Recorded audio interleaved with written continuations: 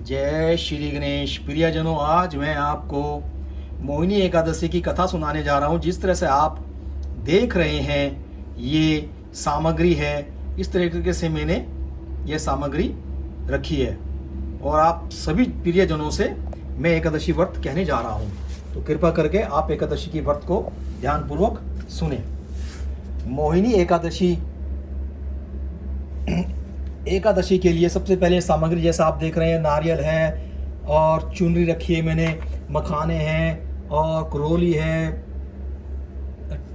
ये श्री गणेश जी की प्रतिभा मैंने इसमें रखी है, देख रहे हैं आप। जय श्री गणेश है, माँ लक्ष्मी माता है। तो इस तरह से आप जो है सामान के एक लोटा जल रखा है, ये सारी चीज़ है। अब मैं कथा सुनाने जा रहा हूँ आपको। युधिष्ठिर बोले, हे जनार्दन, बैसाख शुक्ल पक्ष की एकादशी का क्या नाम है, उसका क्या फल है, उसकी विधि क्या है, सो मुझसे कहिए। श्री कृष्ण जी बोले, हे धर्मनंदन, पहले रामचंद्र जी के पूछने पर जिस कथा को महर्षि वशिष्ठ जी ने कहा था उस कथा को मैं कहता हूँ, आप कृपा करके सुनिए। तब भगवान श्री रामचंद्र जी बोले, हे भगवान, आप पाप और दुखों को दूर करने वाले सब व्रतों को, श्रेष्ठ व्रतों को मैं सुनना चाहता हूँ।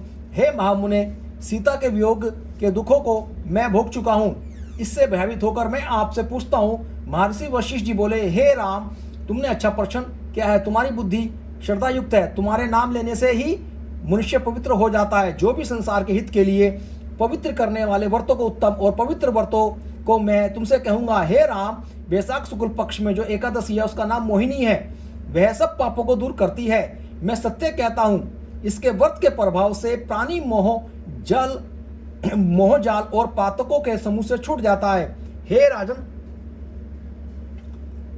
छूट जाता है। हे राजन, हे राम, इस कारण यह आप सभी के मनुष्य को करने योग्य है। यह पापों को दूर करने वाली, दुखों को नष्ट करने वाली। हे राम, इसके पुण्य से शुभ कथा को एकाग्रचित होने से सुनना चाहिए, जिसके श्रावण मात्र से बड़े पाप नष्ट हो जाते हैं। सरस्वती के तट पर भ्रदावती नाम की सुंदर पुरी है, वहां द्युतिमान नाम का राज्य करता है। वह धैर्यवान सत्यवादी राजा रामचंद्र के मन से पैदा हुआ। उस पुरी में धन धान्य से युक्त समृद्धशाली वह राजा राज करता था। वह पुण्य कर्म के प्रभाव रखने वाला था। धनपाल के नाम से प्रसिद्ध था। प्याव, यज्ञशाला, तालाब, बगीचे आदि को बनवाता था।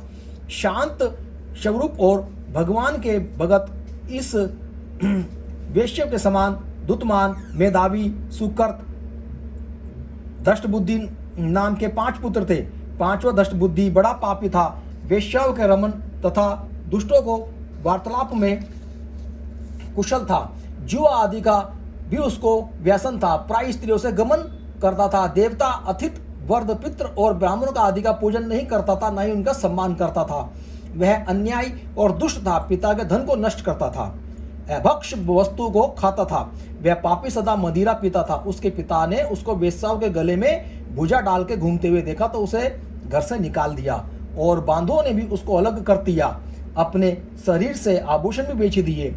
धन के नष्ट होने से वेश्याओं ने भी उसको त्याग दिया। वस्त्रहीन और भूख से व्याकुल होकर वह चिंता करने लगा, मैं क्या करूं, कहां जाऊं, किस उपाय से प्राण बचे। फिर उस नगर में वह चोरी करने लगा। राजा के सिपाही उसको पकड़ लेते, पर पिता के गौरव के होने के कारण से उसको छोड़ देते। वह कई बार पकड़ा गया और छोड़ दिया गया। अंत में वह दुराचारी दष्ट बुद्धि मजबूत बेड़ियों से बांधा गया। कोड़ियों के मार लगाकर उसको कई बार पीड़ित किया गया, पर वह मंद बुद्धे नहीं माना। तब राजा ने कहा, तू मेरे देश से चला जा, यहाँ पे मत रहे। ऐसा कहकर राजा ने उसकी बेड़ियां कटवा दी। वह राजा के डर से गंभीर वन में चला गया। वहां भूख प्यास से पीड़ित होकर इधर उधर घूमने लगा। फिर सिंह की तरह मर्ग, शुक्र और चीतों को मारने लगा। हाथों में धनुष बांध और पीठ पर तरकस बांधकर मांसाहार करता हुआ वन में रहने लगा। वन में विचरने वाले पशु, पक्षी, चकोर, मोर, कंक, तितर और मूषकों को मारने लगा। इसके अतिरिक्त और जीवों को भी मारने लगा। वह निर्दयी दष्ट बुद्धि पूर्व जन्म के पापों से पाप रूपी कीचड़ में फंस गया। दुख शोक से युक्त होकर वह दिन रात चिंता करता था।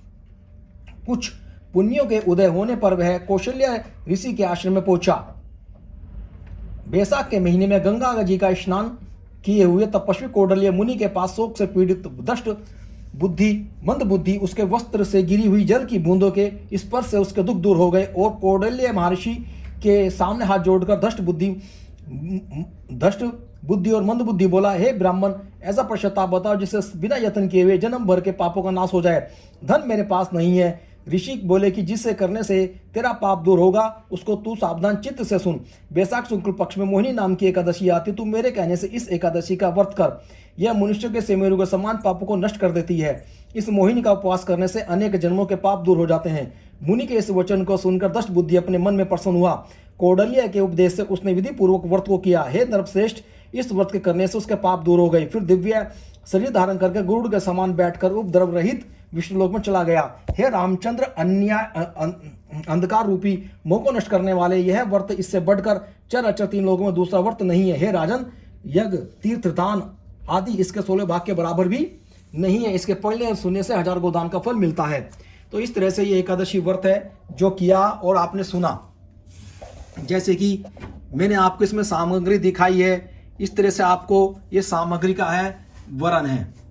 आप जो है अपनी इच्छा के अनुसार, अपनी आर्थिक स्थिति के अनुसार अपने घर में अपना सामान, जो भी सामग्री, पूजा सामग्री का सामान है वो जोड़े।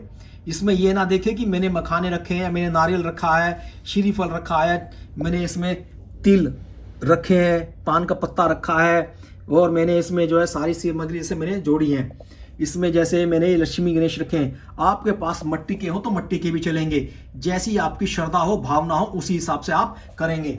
और आप जो है इस तरह से मेरे बाके बिहारी जी, मेरे लड्डू गोपाल, जैसे कि मैंने आपको दिखाए थे, ये हमारे लड्डू गोपाल है। इस तरह से आप हमारे लड्डू गोपाल को देख सकते हैं। जैसे मैंने उन्हें माखन का भोग लगाया, आप उन्हें कोई भी भोग लगा सकते हैं। इस तरह से आप उन्हें भोग लगाएंगे। तो ये हमारे लड्डू गोपाल है। ये इस तरह से आप इनको खूब अच्छी तरह से निहारें, देखें। तो इस तरह से आप इनको भोग लगाएंगे, पुष्प लगाएंगे, माला चढ़ाएंगे, पुष्प माला, मोरपंखी चढ़ाएंगे। और ये श्री हरि लक्ष्मी नारायण जी की ये प्रतिभा मूर्ति है जो कि आप चित्र में आप इनको देख रहे हैं। इस तरह से आप इनका जो है पूजन पाठ करेंगे। तो ये सारी सामग्री को और सारी चीज़ों को ये आप जो इस तरह से करेंगे। ये इसमें 1 लोटे में जल है, ये सारा सामान है, सब कुछ आप देख लें ध्यानपूर्वक। तो इस तरह से आप व्रत करेंगे। जय श्री राम, जय।